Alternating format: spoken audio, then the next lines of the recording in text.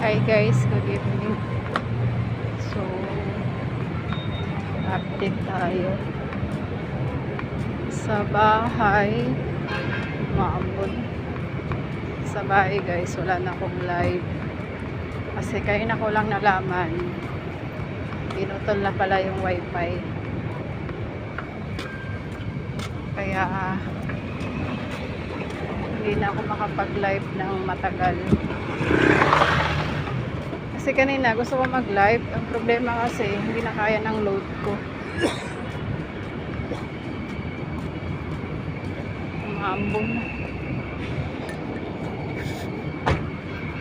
Tapos may nag-ano pa sa akin, nag-message na bakit daw wala na akong live.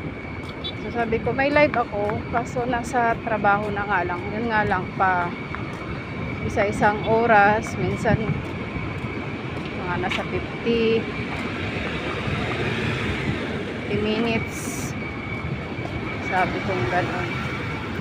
Kasi nga hindi kasi kakayanin ng load ko yung gano'n katagal, kaya naisip ko kailangan ko na siguro mag-order ng Gumo SIM or yung D2 wifi, yung para siyang pocket wifi.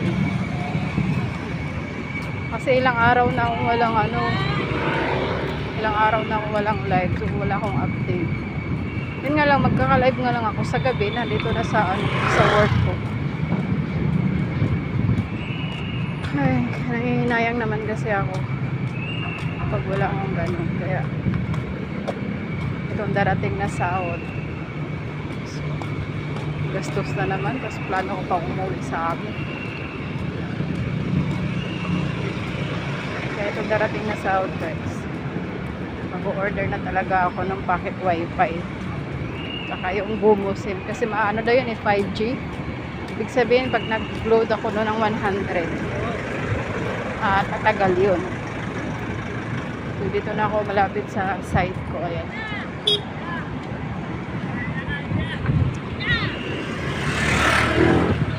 malapit na ako sa trabaho.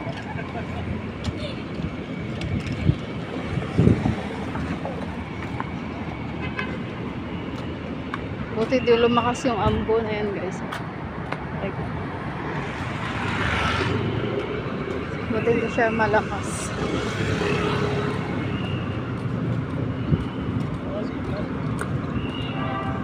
So yun guys, hanggang dito na lang yung aking video. Nag-update lang ako sa mga viewers ko.